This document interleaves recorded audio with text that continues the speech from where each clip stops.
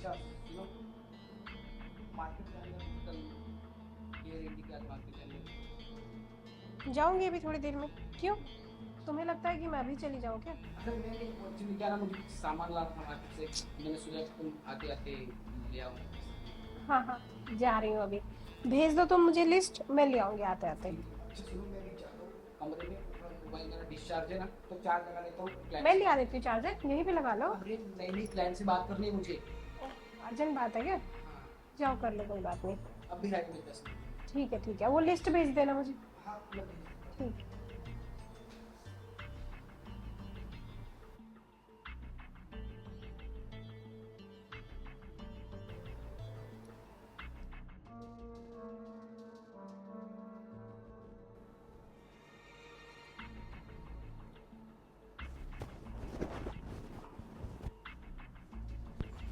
क्या बात है मेघा, मुझे पता नहीं था कि तुम इतनी जल्दी मान जाओगी। क्या करूँ चीजू, मानना तो पड़ता ही ना आपकी बात को। आपने मुझे धमकियां जो दी थी, आपने ही तो बोला था कि तुम मेरी बात नहीं मानोगे तो तुम्हें इस घर से निकाल दूंगा और तुम्हें तुम्हारे गांव भेज दूंगा और तुम्हारी पढ़ाई लिखाई भी छुड़वा दूंगा। मैं क्या ही करती फिर। चलो अच्छी बात है, तुम्हें अकल तो आई। अगर तुम सच में नहीं मानती ना, मैं तुम्हें घर से बाहर तो निकाल ही देता, तुम्हारी पॉकेट मनी भी बंद करवा देता, है ना। पर कोई बात नहीं, देर से ही सही तुम्हें समझ में तो आई बात। तो चलो, तुम्हारी दीदी है ना, कभी भी आ सकती है। वो आए इससे पहले हम अपना काम कर लेते हैं। लेकिन जीजू, आप मेरी दीदी को धोखा दे रहे हो। वो आपसे कितना प्यार करती है और आप होके उनको समझते ही नहीं हो बिल्कुल भी। अरे वो मुझसे प्यार करती है, पर मैं तो उससे नहीं करता ना। मैं ना बेबी सिर्फ तुमसे प्यार करता हूँ, है ना? पता है, जब मैं तुम्हारी दीदी को देखने आया था ना, और मेरी नज़र अचानक तब तुम पे पड़ गई, तब मुझे ना बहुत पछतावा हो रहा था कि काश उस टाइम में घर वालों को बोल देता कि मुझे बड़ी बहन से नहीं, छोटी बहन से शादी करनी है। पर तुम बच्ची थे ना उस टाइम, इसलिए मैंने कुछ नहीं बोला। पर अब देखो, अब तुम जवान हो गई हो। हम्म? और क्या मेंटेन किया है तुमने अपने आप को। तभी मैंने सोचा कि तुम जवान हो गए हो ना, तुम पे ना किसी और की नज़र नहीं पड़नी चाहिए, है ना। क्योंकि साली हो तुम मेरी, और साली आधी घर वाली होती है। लेकिन जीजू, अगर दीदी को पता चल गया कि तुमने मेरे साथ कुछ भी ऐसा किया है तो आपको पता है ना कि वो क्या करेगी। शायद तुमको नहीं पता कि मैं क्या करूँगा।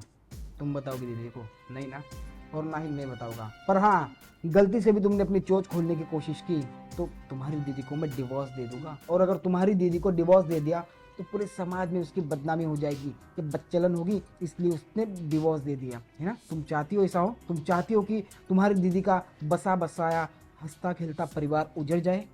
नहीं ना। तो बेबी क्यों टेंशन ले रही हो? जितना मैं कह रहा हूँ उतना करो ना। और वैसे भी मैंने तुम पे इतना सारा इन्वेस्टमेंट किया है, तुम्हारे खर्चे, तुम्हारे कपड़े, तुम्हारे खाने पीने का खर्चा, कॉलेज का खर्चा, तो इसका भी हिसाब किताब तो देना पड़ेगा ना तुम्हें। अगर मुझे पहले पता होता ना कि आप मेरे लिए ये सब इसलिए कर रहे हो कि आपको अपनी नीड्स पूरी करनी है, तो जीजू मैं अच्छी से जॉब करके आपका सारा पैसा आपको वापस लौटा देती। चलो, अब जो गलती तुमने कर दी है उसका भुगतान तो करना पड़ेगा, है ना। देखो, तुम्हारी दीदी कभी भी आ सकती है, बाहर ही बैठी है, ठीक है। अब 5 मिनट में मैं अपना काम निपटा दूंगा। ओके।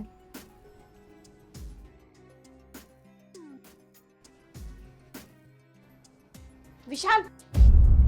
अरे रिया, तुम यहाँ पे? हाँ, मैं यहाँ पे। और ये तुम क्या कर रहे थे? ये अरे वो मेघा को पूछ रहा था मैं कि मेघा तुम्हारी पढ़ाई कैसी। ये वो क्या कर रहे हो? मैं दीदी को सब कुछ बता चुकी हूँ। दीदी, मुझे ना आपसे कुछ इम्पोर्टेंट बात करनी है। हाँ बता, क्या हुआ? जीजू के बारे में। जीजू के बारे में? मुझे लगा तुझे कॉलेज के बारे में कुछ बात करनी होगी। नहीं, मुझे जीजू के बारे में बात करनी है। आपको पता है, जीजू की नजरें ना बिल्कुल भी अच्छी नहीं है। और जब मैं उनके अंदर पढ़ाई वढ़ाई कर रही होती हूँ ना, कभी कुछ भी कर रही होती हूँ, तो वो आके ना उल्टी सीधी हरकतें करते हैं, उल्टे सीधे कमेंट्स पास करते हैं। क्या बात कर रही है तू? लगता है तेरी तबीयत खराब है क्या? तू अपने जीजू के बारे में ऐसे कैसे बोल सकती है? तू तो जानती है ना कि वो तुझसे कितना प्यार करते हैं।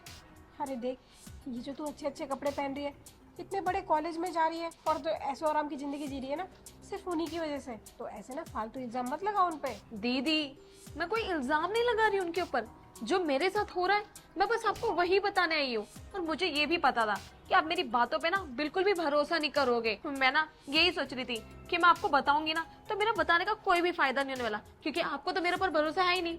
आप बस अपने पति के ऊपर भरोसा करते रहो, और जब मेरे साथ कुछ हो जाएगा ना तब आना बस मेरे पास। नहीं नहीं, ऐसा क्यों बोल रही है? देख, तू मेरी छोटी बहन है, मैं तुझसे उतना ही प्यार करती हूँ जितना उनसे। वो भी तो मेरे पति है ना, अब मैं उनके खिलाफ ऐसे कैसे सुन सकती हूँ? और तू जानती है ना कि मैं उनसे कितना प्यार करती हूँ। तेरी भी ऐसी बातों से ना मेरा दिल से घबरा रहा है। न जाने तू सच कह रही है क्या? हाँ दीदी मैं सच कह रही हूँ।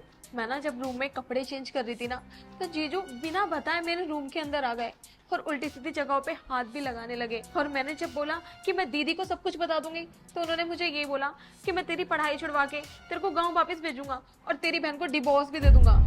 तो मैंने बस देख, तू मेरी छोटी बहन है, अगर ये सब बातें ना गलत साबित हुई तो मैं तुझे गांव वापस भेज दूंगी। लेकिन ये तो बता कि कैसे पता करूं कि तू जो बोल रही है वो सच है। दीदी आप कैसी बातें कर रहे हो? मैं झूठ क्यों बोलूंगी, मैं सच बोल रही हूँ। ठीक है, आपको मेरी बातों पे भरोसा नहीं है ना, आप एक काम करो, अभी थोड़ी देर में जीजू ऑफिस से आ जाएंगे। आते ही वो मेरे को जरूर पूछेंगे कि मेघा कहाँ है। आप एक काम करना, बोलना कि वो रूम में है, वो डायरेक्ट मेरे रूम में आ जाएंगे। और उसके बाद मैं कॉल करके फोन ऑन रख दूंगी, और उसके बाद जितनी बात होंगी आप सारी बैठ के यहाँ पे सुन लेना। और जैसे ही वो मेरे करीब आएंगे आप बस रूम में आ जाना। देख, अगर वो गलत साबित हुए ना तो मैं आज के आज ही उन्हें छोड़ दूंगी, और तू गलत साबित हुई तो मैं तुझे घर वापस भेज दूंगी। ठीक है दीदी, जैसा आप कहो। चल जा आप कमरे में। मेरी छोटी बहन है, मेरा घर तो नहीं उजाड़ेगी, लेकिन हो भी सकता है ये सच बोल रही हो और मेरा पति मेरे पीठ पीछे ये सब कर ही रहा हो। और आपको पता है कि फोन दिख रहा है आपको, इसमें ना कॉल चल रही थी। जो भी आपने सारी हरकतें मेरे साथ की है ना, जो बातें की है, वो सब कुछ इन्होंने सुन लिया है। इसका मतलब तुम यहाँ पे नौटंकी कर रही थी? नौटंकी नहीं, तुम्हारी असलियत बाहर ला रही थी कि तुम कितना दूध के अंदर हो, कितना पानी हो। तुम्हें पता, तुम तो मेरे पति कहलाने के लायक ही नहीं हो। तुम पे इतना विश्वास करती थी मैं सोच रही थी मेरी बहन गलत है, ये झूठ बोल रही है, ये भड़का रही है मुझे तुम्हारे खिलाफ। लेकिन मुझे क्या पता था जिस पति पे मैं इतना भरोसा करती हूँ वही मेरे पीठ पीछे छुरा भोंक रहा है। क्या मिला तुम्हें ये सब करके? देखो, अब थोड़ा सा मैं बहक चुका था, पर मैं वादा करता हूँ आगे से ना मैं कभी भी इसके साथ ऐसी हरकत नहीं करूँगा। अरे इवन मैं इसको अपनी छोटी बहन की तरह मानूंगा, है ना? हाँ, अब तो मानोगे ही। और अभी क्या बोल रहे थे? वो तो मेरी साली है, साली तो आधी घर वाली होती है। और वो तो बेवकूफ है, उसे तो मैं डिवोर्स दे दूंगा अगर तू मेरी बात नहीं मानेगी। दो ना, अब डिवोर्स दो। और तुम क्या दोगे? अब तो मैं तुमसे डिवोर्स लूंगी। अरे तू डिवोर्स क्यों ले रही हो? तुम, मैंने कहा ना गलती हो गई मुझसे यार, और तुम डिवोर्स ले लोगी, तुम्हें पता है ना? अरे पूरे बिरादरी में हमारा नाम खराब हो जाएगा, मेरी बेइज्जती हो जाएगी। होने दो ना, तुम्हारा बहुत नाम है ना, सबको पता तो चले कितने कमीने, नीच और घटिया किस्म के इंसान हो तुम। मैंने इसे कितना बोला पता है कि तेरे जीजू वो नहीं कर सकते ऐसा। तू भड़का रही है क्या मुझे? और तुम तो इतने घिरे हुए इंसान हो, इसे इतना धमका रहे थे ये नहीं करेगी तो वो कर दूंगा। करो ना, हम मैं खड़ी हूँ, मेरे सामने करो जो तुम्हारा मन कर रहा है। देखो, मुझे पता है तुम ना मुझसे कितना प्यार करती हो, तुमने कितनी गलतियां माफ कर दी, अब एक गलती माफ कर दो ना, सब कुछ ठीक हो जाएगा। यही तो मेरी गलती हो गई कि तुम्हें मुझे पहले ही सजा दे देना चाहिए था। तुमने इतनी गलतियां करी, पर अब नहीं, बहुत हुआ। अब मैं भी यहाँ नहीं रहूंगी और मेरी बहन भी नहीं रहेगी। मैं इसे लेके जा रही हूँ अपनी माँ के पास, और देखना अब कोर्ट के पेपर तुम्हारे पास आएंगे और तुम्हें घसीटा नहीं ना तो मेरा नाम बदल देना।